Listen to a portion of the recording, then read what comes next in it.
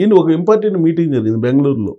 అవును. ఇద్దరు యువ నేతల మధ్య, యువ నేతలు కాదు వాళ్ళిద్దరి మధ్య. ఏంటి అసలు సీక్రెట్? మీకు ఏమన్నా? సీక్రెట్ కాదు, కానీ ఏదైనా ఎవరికాళ్ళు రేవంత్ రెడ్డి గారు చంద్రబాబు గారు అన్ని రకాలుగా జాగ్రత్తగా ఉండటం మంచిది అంతేనంటారా?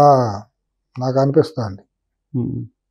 అంటే జాగ్రత్త అంటే భద్రత పరంగా, దాన్ని మీరు ఆ రకంగా పొలిటికల్ గానా భద్రత పరంగా దాని కొటేషన్ లో పెట్టుకొని జాగ్రత్తగా ఉండమని చెప్పామండి. మీరు దాన్ని అర్థం చేసుకునే వాళ్ళు అర్థం చేసుకుంటారు. విస్తృత అర్థం అవుతుంది అంటే దాన్ని పెడార్థాలు తీసుకుంటే పెడార్థాలు, గూఢార్థాలు తీసుకుంటే గూఢార్థాలు.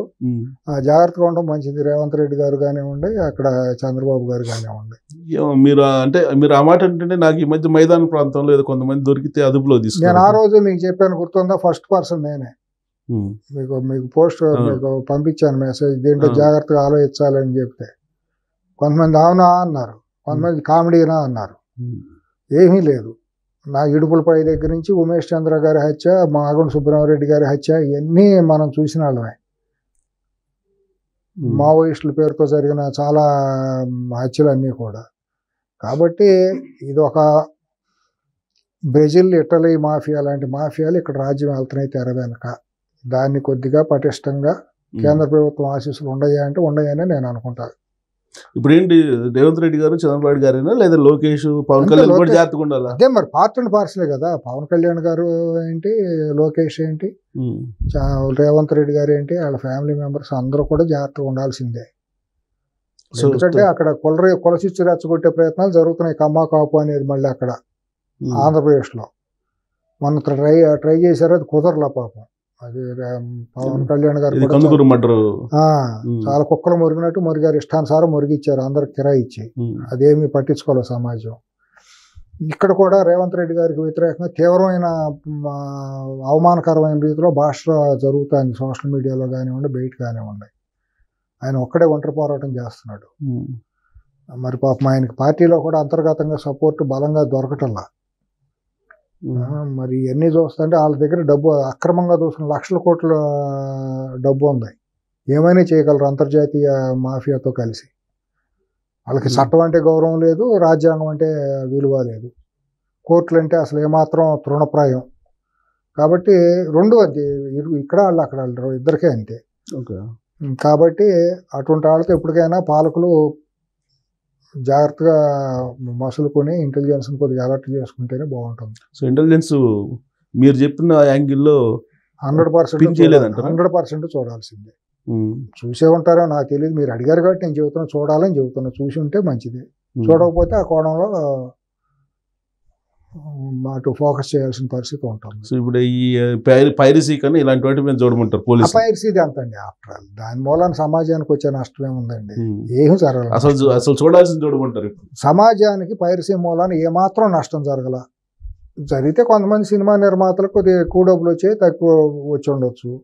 సినిమా ఫ్లాప్ అయిన సినిమాలకు దాని మూలాన పోయిందని చెప్పుకుని ఇది చేయడానికి ఉపయోగపడింది తప్పించి అసలు ఏం కాదు. దాని మూలాన వచ్చేది లేదు, పోయేది లేదు. పైరసీ మూలాన్ని నష్టపోయిన నిర్మాతలు ఉన్నాడని నేను అనుకున్నాను. సరైన ఆరోగ్యకరమైన సినిమా తీసి పైరసీ మూలాన్ని నష్టపోయిన సినిమా నిర్మాత ఎవడన్నా ఉన్నాడంటే నేను ఒప్పుకోను. సో ఫైనల్గా సినిమా ఇండస్ట్రీ ఏపీకి వెళ్తుందా ఇకనైనా? ఎలాగో సమస్య లేదు. కానీ అక్కడ కలెక్షన్స్ మాత్రం కావాలి, డబ్బులు కావాలి. ఆ రాష్ట్రం వంటి వీళ్ళకి అవసరం లేదు. ఎందుకులేండి, యద్భావంతో రాజుని బట్టి గుర్రం, రౌతుని బట్టి గుర్రం. అట్టగా అక్కడ పాలకులకి చంద్రబాబు గారు అంటే సినిమా వాళ్ళకి అలుసండి. మీకు తెలియదు ఆ మాట అంటే కొద్దిగా చాలా మందికి బాధ అనిపిస్తుంది. మంచితనం అనుకోవచ్చు. మంచితనం అని మీరు అనుకుంటారు, మీలాంటి వాళ్ళు గౌరవంగా ఉండాలి. వాళ్ళకి చేతకాంతనం కాదు కదా, వీళ్ళకి బాధ్యత ఉండదు కదా. ఫస్ట్ బాధ్యత ఎందుకు ఉంటుందండి? సంఘ విద్రోహులకు బాధ్యత ఉంటుందా?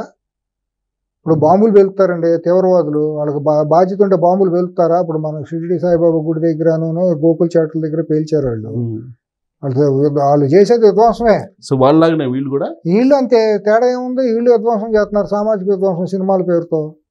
కుటుంబాలు యువతను చెడగొడుతున్నారు డబ్బు కోసం. అదే స్టూడియోలు ఇస్తామంటే వైజాగ్ లో వెళ్తారు, అక్కడ ఉంటారు, ఇక్కడ ఉంటారు, అంతే తప్ప ఇక్కడి నుంచి అయితే కదలు. ఏమండి సుబ్బారావు గారు, నేను ఒకటి చెప్పిన, 2014లోనే చంద్రబాబు గారు తప్పుడు అడుగు వేశారు సినిమా వాళ్ళని ట్యాకిల్ చేయటంలో. ఆయన చేసిన పద్ధతి బాగాలేదు. ఈ మాట అంటే చాలా మంది తెలుగుదేశం తమ్ముడు బాధ అనిపించవచ్చు. సో ఇప్పుడు సినిమా ఒక నిజాయితీ నిబద్ధత ఆయనకేంటంటే పెద్దరకం. 2 రాష్ట్రాలు మనయ్యే కదా, 2 తెలుగు జాతి మనదే కదా అనేది ఉంటుంది. ఆయన ఇండస్ట్రీ ఒకటే కదా, మనం కొడితే దెబ్బతినిపోతారు పాపం, బాగోదు అనేది పెద్దరకం అయింది. అందరూ బాగుండాలి అని పెద్ద మనసు చేసుకుని ఉన్నాడు. అది వీళ్ళకి చేతకాంతనంగా అయిపోతుంది. మేము చిటికేస్తే చంద్రబాబు మా ఇంటి దగ్గరకు వచ్చి వాలిపోతాడు అన్న ఫీలింగ్ లో వీళ్ళు ఉంటున్నారు.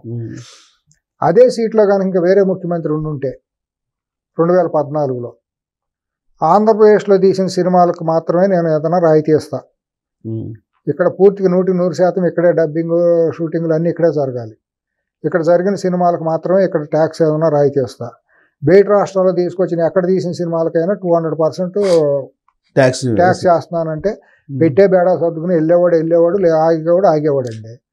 ఆ కొత్త టాలెంట్ అక్కడ డెవలప్ అయ్యేదండి. అక్కడ ఏం కళాకారులు లేరా, స్టేజ్ ఆర్టిస్టులు లేరా, అందమైన యువత లేదా, రచయితలు లేరా? ఇప్పుడు వీళ్ళ అవసరం అసలు ఉందా ఆ రాష్ట్రానికి?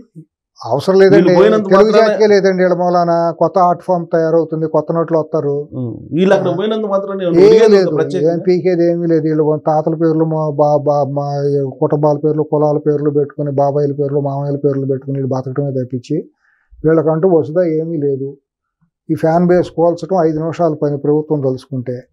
చిత్తశుద్ధమైన ముఖ్యమంత్రి ఉంటే 5 నిమిషాల్లో వీళ్ళ కకావికలు చేసేయచ్చు. వీళ్ళేం పెద్ద వీళ్ళ మూలాన సమాజానికి ఏమీ ఇదవదు. పార్టీలు ఏం కూలిపోవు, ప్రభుత్వాలు కూలిపోవు. వీళ్ళ మూలాన వచ్చే అన్రెస్ట్ ఏమీ లేదు. ఇంతకంటే తీవ్రమైన అన్రెస్ట్ అక్కడ వైసీపీ మూలాన, ఇక్కడ బీఆర్ఎస్ మూలాన వస్తుంది సమాజానికి. వీళ్ళు అసలు ఆటలు అరుటుకోండి. ఇవన్నీ సినిమా వాళ్ళకి పెద్ద లెక్కే ఉందండి. నేను ఇందాక చెప్పి జాలిపడాలని. అక్కడ ప్రభుత్వాలు కనుక మేము ఇస్తాము, ఇక్కడ తీసే సినిమా వాళ్ళకి మేము స్టూడియోలు ఇస్తాము, కండిషన్ పెట్టి ఇక్కడ తీసే సినిమాలే మేము రాయితీలు ఇస్తాం, బయట తీసే సినిమాలకు 200% టికెట్ రేట్ల మీద డబ్బులు వేస్తాము అని అంటే దెబ్బకి దుకాణాలు మూసేస్తారు. ఇక్కడ ఉండేవాళ్ళు ఇక్కడ ఉంటారు. తెలంగాణలో ఉండే టాలెంట్ ఇక్కడ డెవలప్ అవుతుంది. నష్టం ఏం పోయిందండి? 4 కుటుంబాలు 10 కుటుంబాల మధ్య ఉండాలి సినిమా అనేది. కొత్త టాలెంట్ రావటానికి అవకాశం రాకూడదా? కొత్త తరం ఎక్కడికే వస్తుంది. తెలంగాణలో కూడా చాలామంది యువత బయటకు వస్తారు, దర్శకులుగా, మ్యూజిషియన్స్గా. అట్లాగే ఆంధ్రప్రదేశ్లో కూడా ఈ తీరం నుంచి ఆ తీరం వరకు ఎంతోమంది కవులు, కళాకారులు, నటులు ఉన్నారు. అక్కడ అవకాశాలు వస్తాయి. అక్కడ సీనిక్ బ్యూటీ చాలా ఉన్నాయి. గోదావరి అందాలు, సముద్ర తీరం ఎన్ని లేవు అక్కడ. బ్యూటిఫుల్ ప్లేసెస్ ఎన్ని లేవు తీయాలంటే. ఇక్కడ అట్లాగే ఇక్కడ వాళ్ళు ఇక్కడ తీసుకుంటారు, ఇక్కడ నేటివిటీకి తగ్గట్టు ఇక్కడ తీసుకుంటారు. తెలంగాణ సినిమాలు, ఇక్కడ మాతృకు సంబంధించిన సినిమాలు ఇక్కడ వస్తాయి. బలవంతంగా ఇక్కడ ఎందుకు ఉంచాలండి? వీళ్ళకి ఎందుకంత కనికరం ఉండాలి వీళ్ళ మీద? మనకి ప్రభుత్వాలు తీసుకోవాల్సిన చర్యలు ఇక్కడ. రేవంత్ రెడ్డి గారిది ఏం పెద్ద ఇదేం లేదు. అక్కడ చంద్రబాబు గారు ఆ రకంగా తీసుకోవాలి, లోకేష్ వాళ్ళందరూ. ఇక్కడ భవిష్యత్తులో కూడా నేను కోరుకునేది ఏంటంటే చంద్రబాబు గారిని, ఇక్కడ రేవంత్ రెడ్డి గారిని, వీళ్ళందరినీ మీరు అనవసరంగా సినిమాలకి రాయితీలు ఇవ్వటం అనేది తప్పు. రైతులకు ద్రోహం జరుగుతుంది. మీరు ఇచ్చే రాయితీలు ఏమన్నా రైతన్నలకు ఇవ్వండి. సో సినిమాల మీద కనికరం చూపించాల్సిన ఏ మాత్రం కనికరం చూపించాల్సిన అవసరం లేదు. వాళ్ళ మీద తక్షణం స్పెషల్ ఫోర్స్ పెట్టి వాళ్ళు చేసే అసాంఘిక కార్యకలాపాలన్నిటి మీద కట్టడి పెట్టాలి. పబ్బులు, క్లబ్బులు, డ్రగ్స్ వాళ్ళని పెడితే కానీ వాళ్ళు అప్పుడు కానీ దారికి వచ్చి మా సమాజానికి మంచి తరంగా మంచిగా ఉండేటట్టు ఆలోచిస్తారు. అటువంటి మంచిదాకా వచ్చి ఆలోచించే వాళ్ళకి ప్రోత్సాహం ఇవ్వండి. బలగం లాంటి సినిమాలు, ఆనంద్ సినిమాలు, ఇటువంటి వాళ్ళకి అందరికి ఇవ్వండి. అటువంటి వాళ్ళకి అవార్డులు ఇవ్వండి. అటువంటి వాళ్ళని ప్రోత్సహించండి. అటువంటి చిన్న సినిమాలు వచ్చి బాగా ప్రజాదరణ పొందిన తర్వాత వాళ్ళకి ఏమైనా ఇన్సెంటివ్స్ ఇవ్వండి. దాని మూలాన కళాకారులు ప్రోత్సాహం లభిస్తుంది. కొన్ని కుటుంబాలకు మనం ఇదిలే చేసినట్టు దాసోహం అన్నట్టు ఉండకూడదు. కళ అనేది కొన్ని కుటుంబాల సొత్తు కాదు, కొన్ని కులాల సొత్తు కాదు, కొన్ని ప్రాంతాల సొత్తు కూడా కాదు. కళ అనేది యూనివర్స్ ఫామ్. అది అందరికీ చెందాలి. ఈ కుటుంబాల గుప్పిట నుంచి బందీ చెర నుంచి బయటపడాలి కళామ తల్లి. ఈ కళామ తల్లికి రొమ్ముకు మీద క్యాన్సర్ గడ్డల్లాగా, రొమ్ము కురుపులాగా తయారయ్యి కొన్ని కుటుంబాలు ఇక్కడ పట్టి పీడిస్తున్నారు. వీళ్ళందరూ తెలుగు కళామ తల్లికి ద్రోహం చేస్తున్నారు. పేరుకి కళామ తల్లి అని చెబుతారు, చేసేయని ద్రోహం పొందే కళామ తల్లి. కాబట్టి నాకైతే ఎటువంటి ఇది లేదు, నా అనుభవంతో చెబుతున్నానండి. వాళ్ళ మీద ద్వేషం లేదు, ద్వేషం ఉండాల్సిన అంత అర్హత కూడా ఇది కూడా వాళ్ళకి అర్హత లేదు. నా ద్వేషానికి గురయ్యేంత ఇది కూడా లేదు. కాబట్టి అందరూ బాగుండాలి, ప్రజలు బాగుండాలి, రైతన్నలు బాగుండాలి, జవాన్లు బాగుండాలి, పోలీసులు బాగుండాలి, యువత బాగుండాలి, యువత భవిష్యత్తు బాగుండాలి అని కోరుకుంటాను. ఈ మాటలు తప్పించి నాకు వేరే ఉద్దేశం ఏమీ లేదు. రైట్ సార్, నమస్కారం.